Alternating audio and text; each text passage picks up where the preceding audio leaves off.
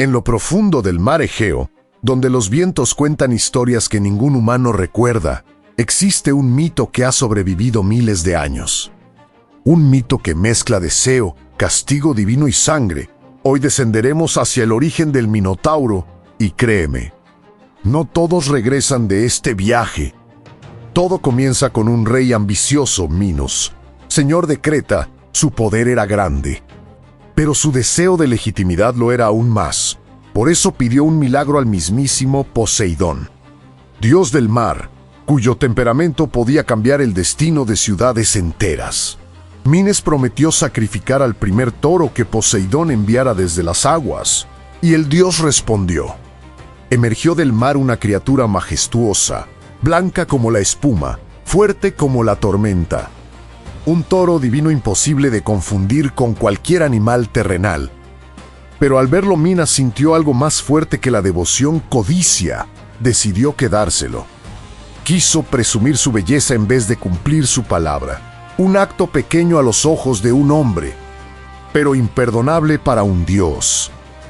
Poseidón no rugió, no lanzó rayos, no destruyó Creta. Su castigo sería más lento, más íntimo, más devastador. Un castigo que nacería desde la propia casa de Minos, su esposa, Pasífae. La reina Pasífae era conocida por su nobleza y su inteligencia, pero la maldición cayó sobre ella como un susurro venenoso. De pronto, su mente se llenó de un deseo imposible, una atracción incontrolable hacia el toro sagrado de Poseidón. Pasífae luchó contra esa obsesión, oró a los dioses, rogó por ayuda, lloró en secreto. Pero la voluntad de un dios no se quiebra. Cada día, el deseo crecía. Y cada noche, la atormentaba con sueños que no podía confesar. Cuando la desesperación alcanzó su límite, acudió al único hombre capaz de realizar lo imposible, Dédalo, el inventor más brillante de Grecia. Él había creado máquinas, artefactos, ilusiones. Pero nunca algo tan oscuro como lo que Pasífae pidió. «Construye una vaca», dijo ella. «Una tan perfecta que engaña incluso a un dios». Dédalo, temiendo contrariar a la reina, obedeció. Fabricó una estructura hueca, revestida de piel real, articulada con ingenioso mecanismo. La noche en que Pasífae entró en aquel artefacto fue el inicio de todo. Bajo la luna cretense, el toro divino se acercó, y el destino quedó sellado. Un acto prohibido que marcaría para siempre la historia. Meses después, Pasífae dio a luz a una criatura nunca vista, un bebé con cuerpo humano, pero con cabeza de toro. Sus ojos brillaban con un hambre insaciable, como si el mundo no pudiera alimentarlo jamás. Minos lo vio y retrocedió horrorizado. Aquello no era un hijo. Era un castigo, una vergüenza y un peligro. Desde pequeño, la criatura mostraba fuerza antinatural y una tendencia a la violencia que crecía con cada día. El monstruo no tenía nombre aún, pero su presencia infundía miedo incluso antes de comprender el lenguaje. Los sirvientes huían, los animales se agitaban a su paso. Las sombras parecían vibrar cuando él estaba cerca. Minos decidió ocultar la existencia de la criatura, y para contenerla, ordenó a Dédalo una nueva creación, una prisión de la que nadie pudiera escapar. Ni siquiera una bestia nacida de los caprichos divinos.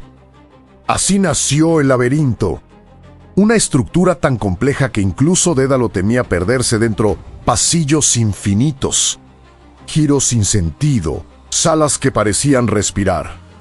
Una obra que desafiaba la lógica humana.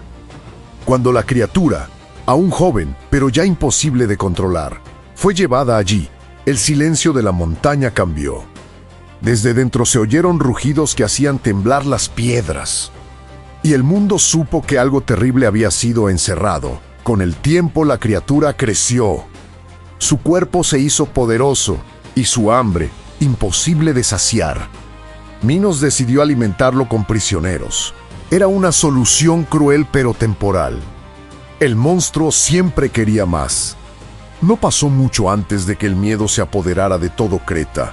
La sombra del laberinto se extendía sobre el palacio. En las noches más silenciosas, algunos decían escuchar al Minotauro golpeando las paredes, buscando una salida. Pero la tragedia no se limitó a Creta. En una guerra contra Atenas, Mies perdió a su hijo Androgeo. Ciego de dolor, culpó a la ciudad enemiga y exigió un tributo que marcaría la historia para siempre. Cada 9 años, Atenas debía enviar 7 jóvenes y 7 doncellas. Ninguno regresaba. Todos eran devorados por el monstruo del laberinto. Una condena que Atenas aceptó para evitar una gran destrucción. El día en que partía el barco, las familias lloraban en el puerto. Los jóvenes, aunque temblaban, intentaban mostrarse valientes. Pero en su mirada se veía la verdad. Sabían que no volverían. Las velas blancas del barco ateniense se marcharon tantas veces que el mar parecía. Conocer de memoria el camino hacia Creta, cada viaje llevaba a otra generación hacia el mismo destino oscuro. Hasta que un joven príncipe ateniense decidió romper el ciclo. Su nombre era Teseo, fuerte, inteligente, valiente, pero sobre todo, decidido a enfrentarse al terror del laberinto. Teseo no tenía certeza de victoria. Solo sabía que Atenas no podía seguir viviendo bajo ese miedo. Se ofreció voluntario para viajar con los demás jóvenes y enfrentarse al monstruo. Su padre, el rey Egeo, intentó detenerlo. Le suplicó que no arriesgara su vida. Pero Teseo tenía un gran propósito: liberar a su pueblo del tributo más inhumano jamás impuesto. Antes de partir, Egeo le dio una instrucción. Si sobrevives, alza velas blancas al volver. Si mueres, las velas negras me lo dirán, un pacto sencillo, un símbolo de esperanza y tragedia. El viaje por mar fue silencioso. Los jóvenes temblaban al pensar en el laberinto. Pero Teseo se mantenía firme, observando el horizonte, sabiendo que su destino se acercaba con cada ola. Cuando llegaron a Creta, fueron recibidos por guardias fríos y silenciosos. Pero entre ellos, alguien más los observaba. Su nombre era Ariadna, la hija del rey Minos. Ariadna quedó fascinada por Teseo, no solo por su apariencia, sino por la fuerza en sus ojos. Era un hombre que no aceptaba el destino impuesto. Y eso despertó algo en ella. Conmovida por el coraje del joven ateniense, Ariadna tomó una decisión peligrosa: traicionar a su padre para salvar a un desconocido. Lo encontró en secreto y le entregó un simple ovillo de hilo. «Usa esto», dijo, «átalo en la entrada. Si sobrevives te guiará de vuelta». Teseo tomó el hilo y tomó también la esperanza que ella depositaba en él. Cuando fue llevado a la entrada del laberinto, el silencio era tan profundo que parecía tragarse el sonido del mundo exterior. Teseo respiró hondo y dio el primer paso hacia la oscuridad. El aire dentro del laberinto olía a humedad, piedra antigua y algo más, algo metálico, como sangre seca.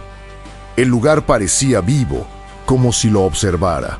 Teseo avanzaba lentamente, marcando el camino con el hilo. Cada paso resonaba, multiplicado por los pasillos.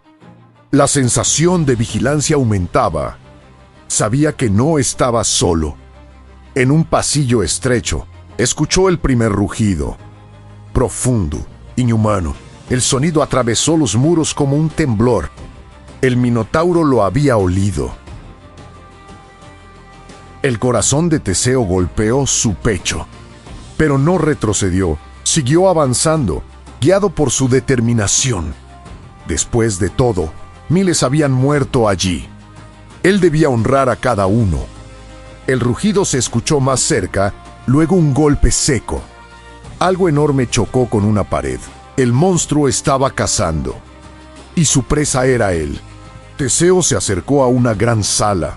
El aire era más caliente. Y entonces lo vio, 2 sombras enormes moviéndose, la respiración agitada, y esos ojos brillando con furia animal. El Minotauro emergió de la oscuridad. Su figura imponía terror. Sus músculos eran tan grandes como troncos, sus cuernos afilados como lanzas. una bestia hecha solo para destruir. El monstruo embistió sin aviso.